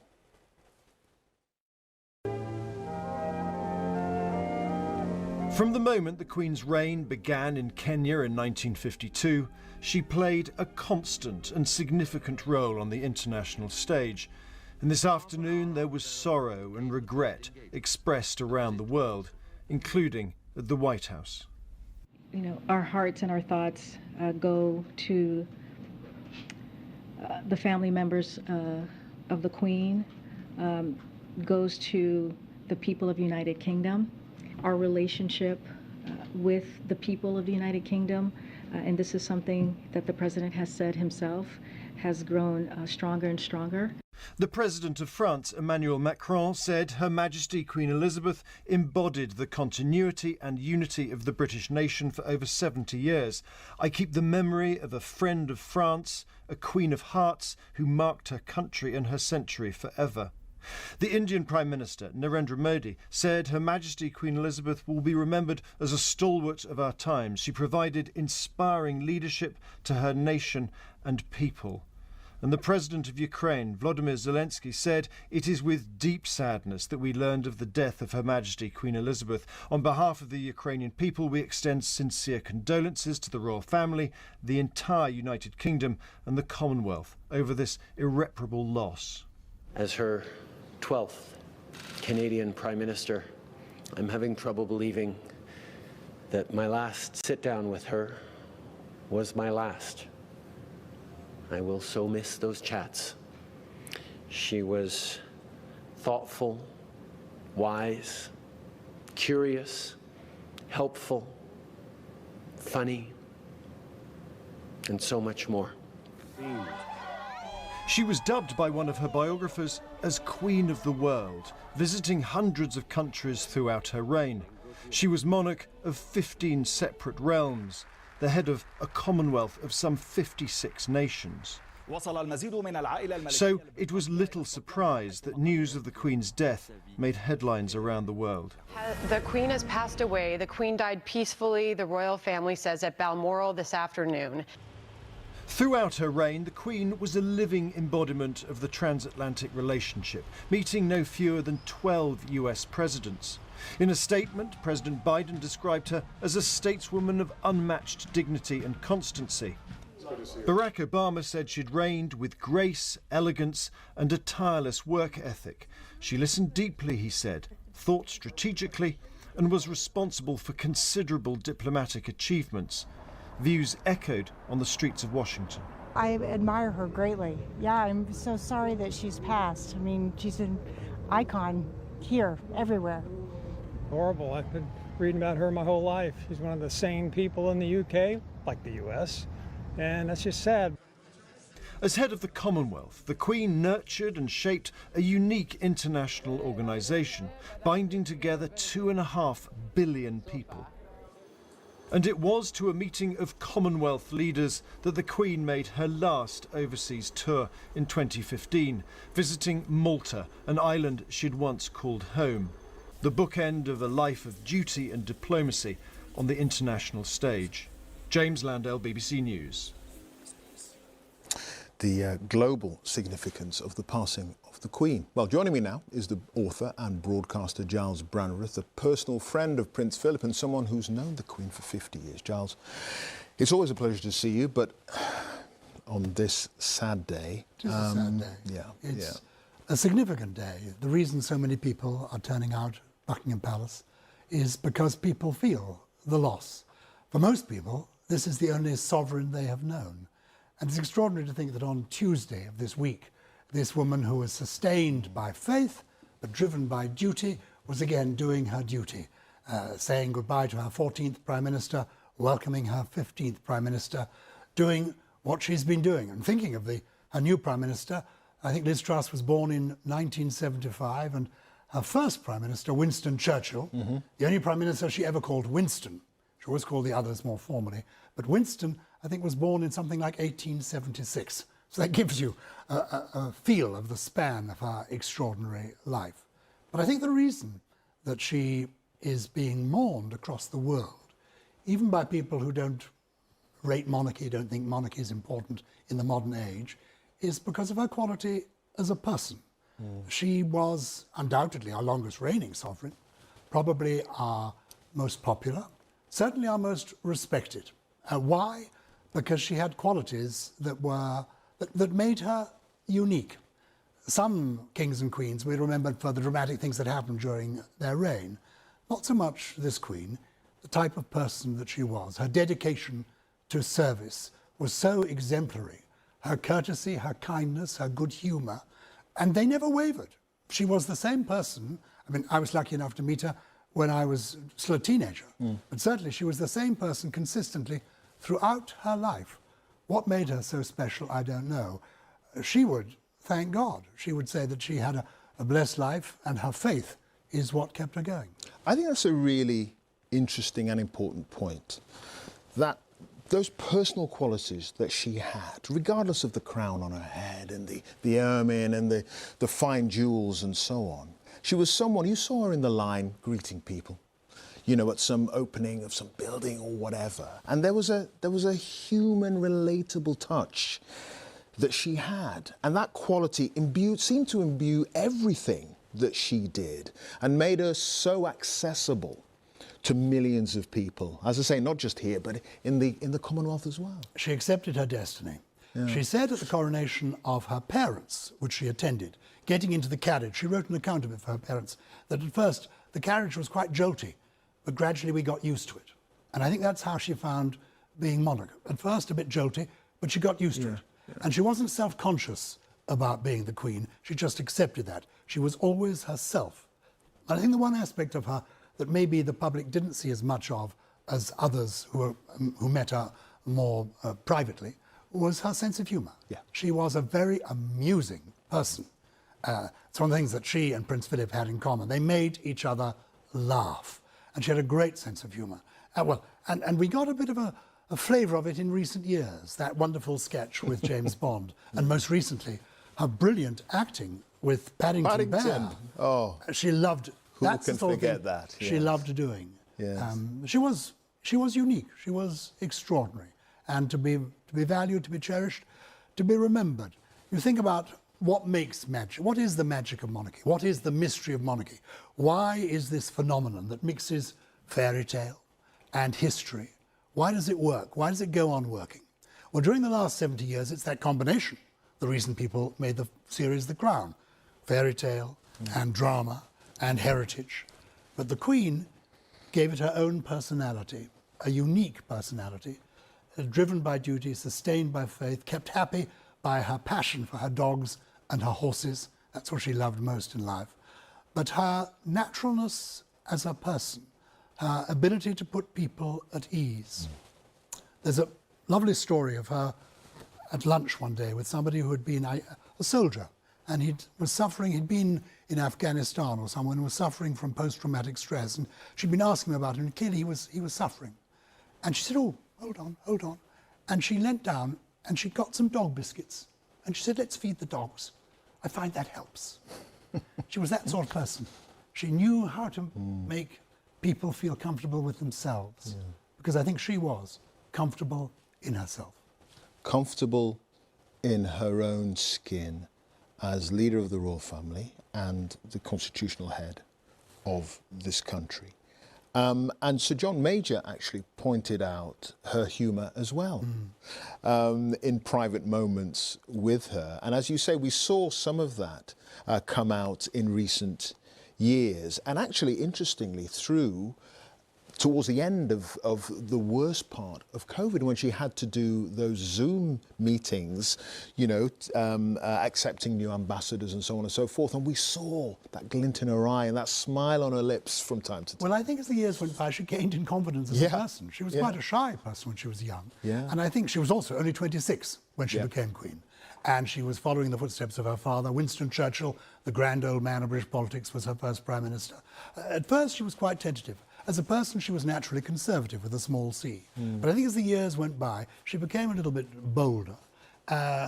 One of her closest friends said to me that, in a sense, that when she wouldn't have done things like the James Bond or the Paddington Bear had her mother still been alive. That in a way, as she became a freer person after her mother's death, she felt she could be more herself, and she relaxed. And if you saw her in recent years, she was a more relaxed person. She did have a very wry sense of humour. She never said anything unkind or unpleasant about anyone, but she could raise an eyebrow. I remember going with her and the Prince Philip once to the Royal Variety Show, where the acts were variable. Prince Philip made his views very clear. The Queen applauded each act in exactly the same length of time because she didn't want to make anyone feel that she hadn't liked them all equally. But she did let you know with the odd look which one she preferred. Tactful to the end. Giles, many thanks. Giles Brownworth there. A personal friend of Prince Philip and someone who's known the Queen for over half a century. It's good to have you in. Thank you. The time is just after 9 o'clock here in the United Kingdom. You're watching a special programme and coverage of the death of Queen Elizabeth II, the longest reigning monarch in British history, who has died at the age of 96. I declare before you all that my whole life, whether it be long or short, shall be devoted to your service and to the service of our great imperial family, to which we all belong. God help me to make good my vow. Over the course of 8 momentous decades, she witnessed social and economic change on a global scale.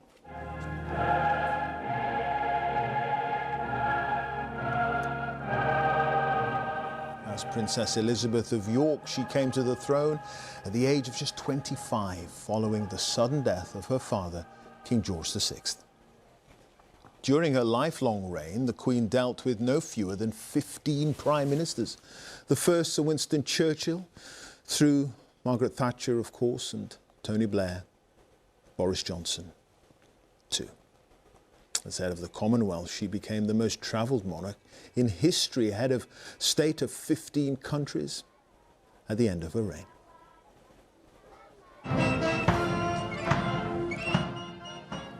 The Queen's death comes just over a year after the passing of her husband, the Duke of Edinburgh, her consort for more than 70 years. And over the decades, the Queen was greeted by millions of people and met her subjects on thousands of engagements in the UK and well beyond. She was last pictured here at Balmoral on Tuesday, asking Liz Truss to become Prime Minister. Now, as the crown passes to a new king, Charles III, the Queen's death will be deeply felt by her family, of course, by people across the United Kingdom and millions around the world. Good evening. The reign of the longest-serving monarch in the history of the United Kingdom has come to an end with the death of Queen Elizabeth II. Buckingham Palace made the statement just after 6:30 this evening. The Queen, who was 96, passed away at Balmoral Castle in Aberdeenshire. Members of the royal family had made the journey there on the news that she was gravely ill. The Queen had been a commanding presence in British public life for more than 8 decades, and her eldest son, Charles, at the age of 73, has now become King Charles III. Buckingham Palace had issued this statement today. The Queen died peacefully at Balmoral this afternoon. The King and Queen Consort will remain at Balmoral this evening and will return to London tomorrow.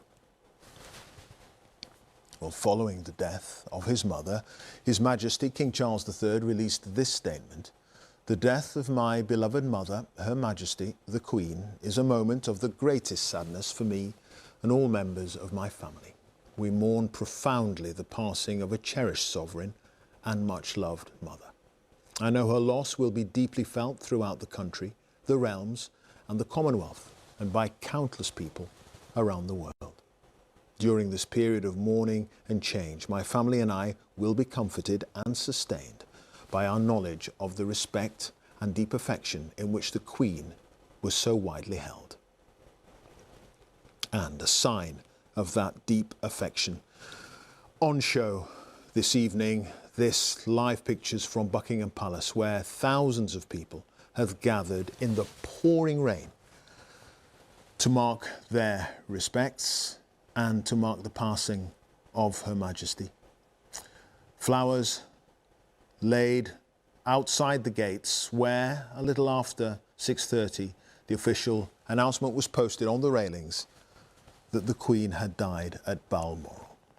Well, our royal correspondent Nicholas Witchell now has this account of the Queen's long life.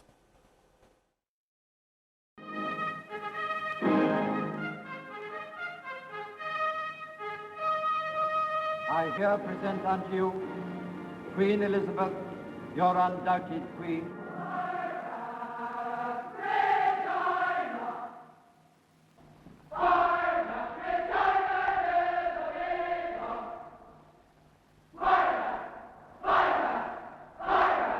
Is your Majesty willing to take the oath? She was 27 when she took the coronation oath. I solemnly promise so to do. She was anointed, blessed and consecrated.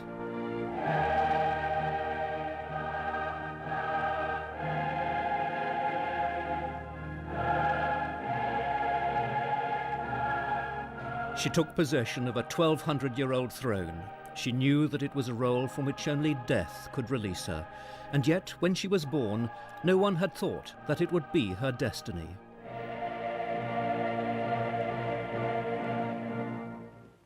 Elizabeth Alexandra Mary Windsor was born on the 21st of April, 1926.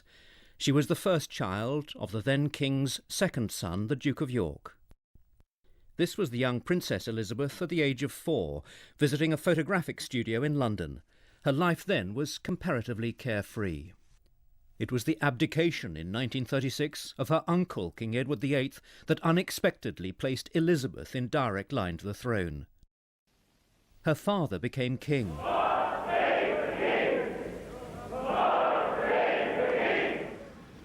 His coronation gave the then 11-year-old Elizabeth a foretaste of what lay in store for her. The family unit was strong. Her father, George VI, was devoted to her and she to him. Throughout her life, he was to be her inspiration. During the Second World War, as German bombs fell on Britain, the royal family symbolised the country's fight against tyranny. Elizabeth briefly joined up. She was taught how to drive and to service an army lorry.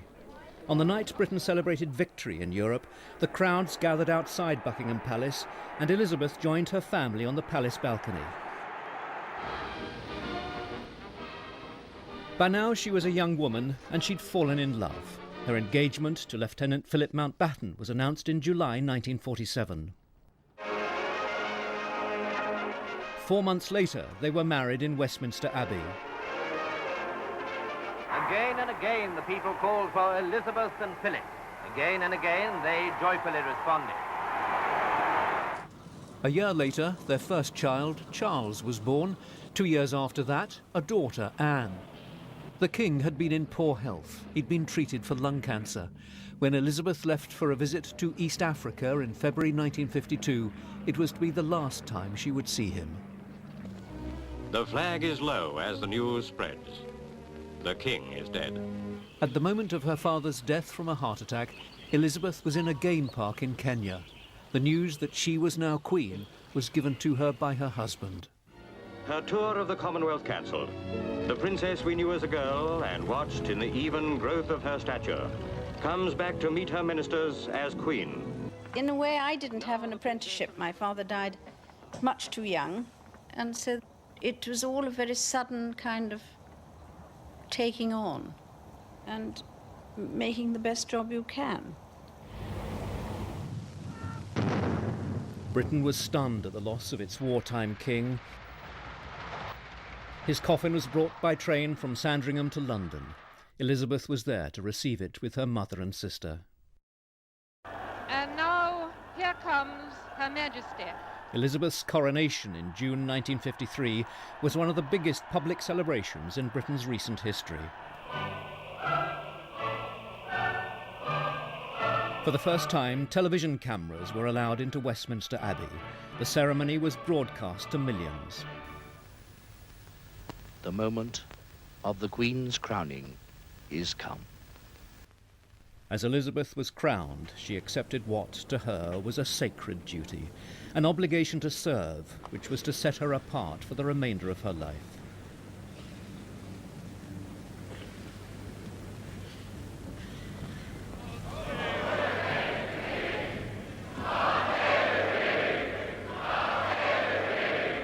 Elizabeth was sovereign and head of state, not just of the United Kingdom, but of Britain's realms and territories in every continent. Sydney-siders turn out to greet their Queen. In late 1953, she set off on the first of many overseas tours, with a 6-month trip to Australia, New Zealand and the Pacific. I want to tell you all how happy I am to be amongst you and how much I look forward to my journey through Australia. This is a joyous, spine-tingling welcome. The young Queen was a star on the world stage, and her popularity was never greater. It's estimated that, in Australia, 3/4 of the country's entire population turned out to see her in person. But as the 1950s gave way to the swinging 60s of the Beatles, attitudes started to change. Old certainties were questioned. The monarchy was seen by some to be stuffy and out of touch. By the late 60s, the palace realised that it needed to take the initiative. The result was a groundbreaking television documentary.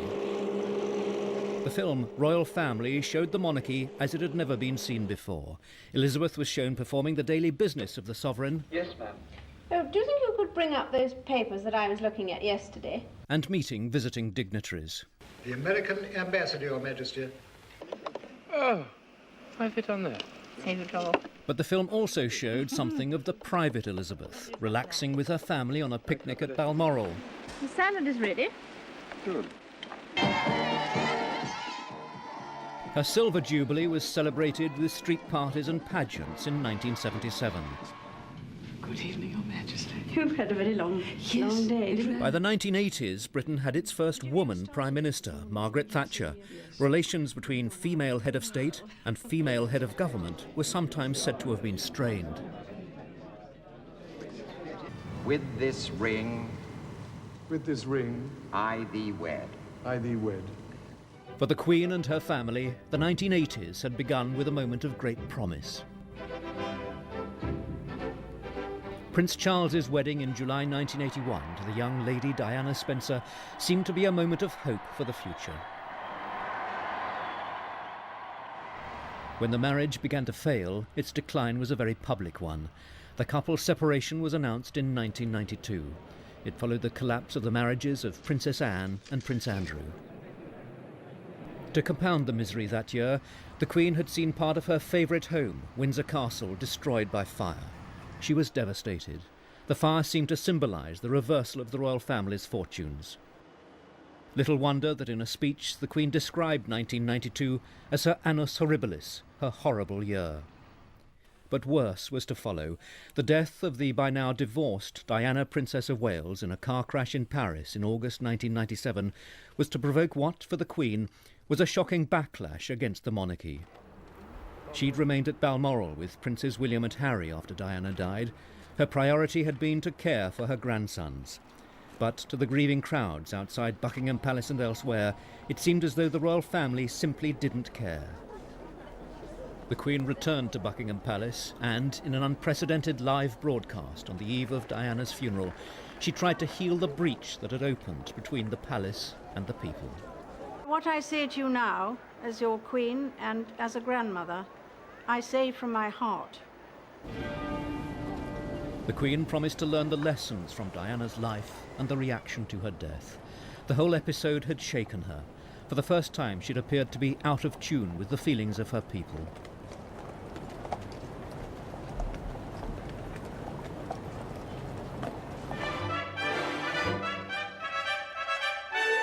With Charles's marriage to his long-term companion Camilla Parker Bowles in April 2005, the royal family was finally able to turn the page on the domestic anguish of previous decades. It was time to move on. For the Queen, it was a moment of relief, and in the years that followed, with scarcely any lessening of her workload, she appeared to enjoy her role with renewed enthusiasm. In 2011, she was at Westminster Abbey for the wedding of her grandson Prince William to Catherine Middleton. It was a moment when the public's appreciation for the monarchy seemed to be reconfirmed. A few weeks later, at the age of 85, the Queen made one of the most important foreign visits of her reign when she became the first British monarch to visit the Republic of Ireland. She laid a wreath in memory of those Irish nationalists who'd risen up against the Crown, and at a state dinner in Dublin Castle, she spoke with regret about Britain's treatment of Ireland. With the benefit of historical hindsight, we can all see things which we would wish had been done differently, or not at all. The following year in Belfast, she met and shook hands with Martin McGuinness, a former leader of the IRA who by then was Deputy First Minister of Northern Ireland. It was another significant gesture of reconciliation. Her Diamond Jubilee in 2012 confirmed the nation's regard for a monarch who'd reigned for 60 years.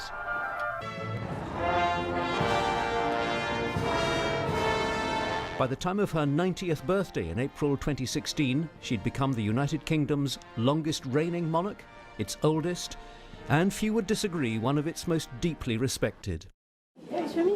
She continued with her public duties well into her 90s. There was further family turmoil, though. Prince Andrew was forced to withdraw from public life amid claims he'd sexually assaulted a 17-year-old, claims he denied.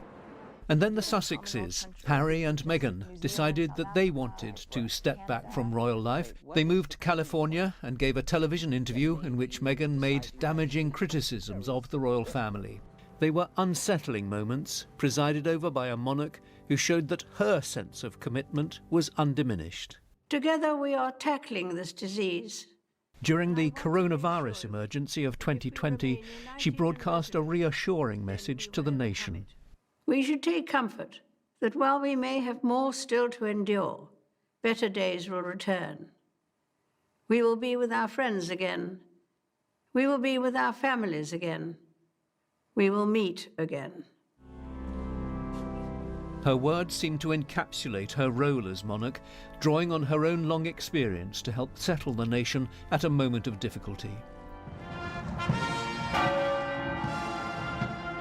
Her resilience was evident again in April 2021, when her beloved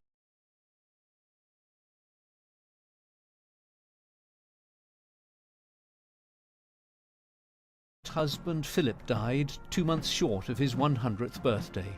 They'd been married for 73 years. At Philip's funeral at St George's Chapel within Windsor Castle, she seemed a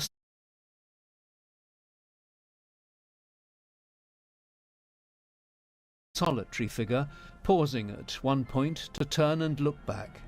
The figure who'd been 2 paces behind her for so many years was now absent. Elizabeth had lost the husband who'd meant so much to her. But despite the great sadness of her loss, there was never any question of her withdrawing from the path of duty.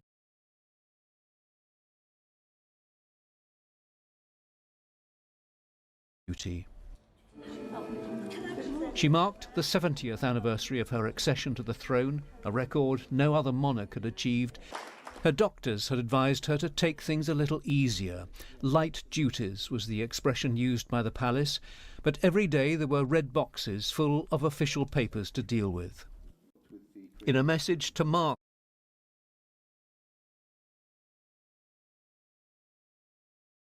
her 70 years on the throne, she said she was humbled by the loyalty and affection she'd received throughout her reign. And she signed the statement, "Your servant, Elizabeth R." By June 2022 and the public celebration of her Platinum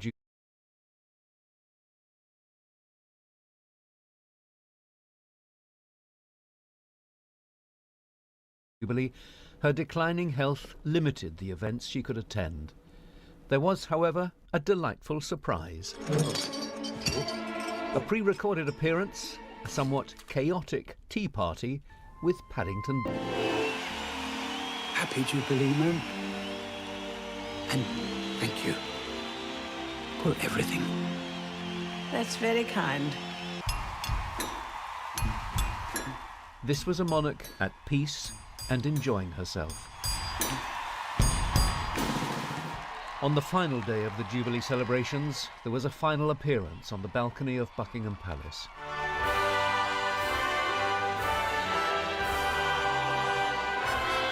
The national anthem was sung. A much-loved monarch acknowledged the many thousands who'd waited to greet her. The crowds cheered and cheered, but finally it was time to go. The Queen turned to depart from the balcony on which she'd first been seen as a baby. There was an unspoken feeling that an era was drawing to a close.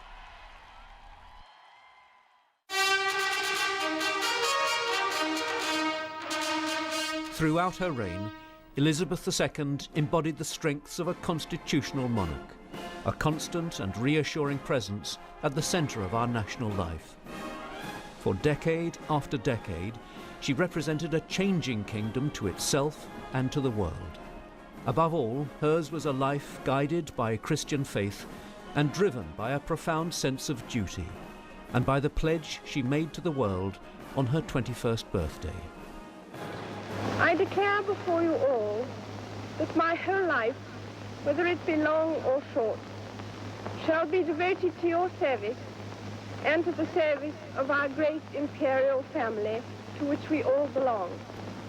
God help me to make good my vow, and God bless all of you who are willing to share in it.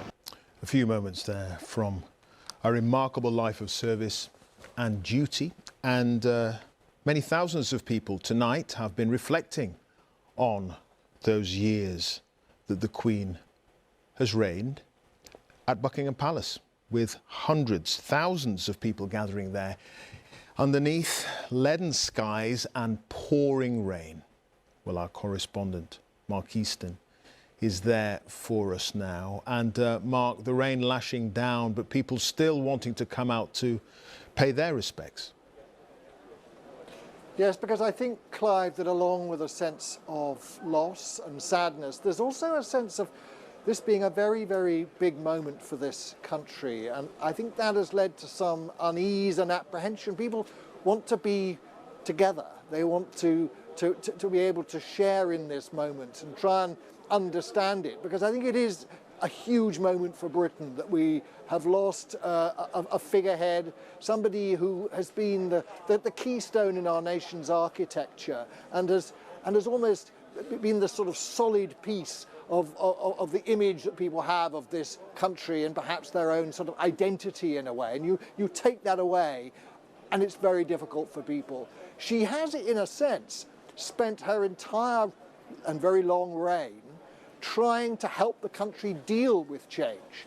And here we are facing this extraordinary and enormous change, difficult to overplay its importance, and we have to do it without her.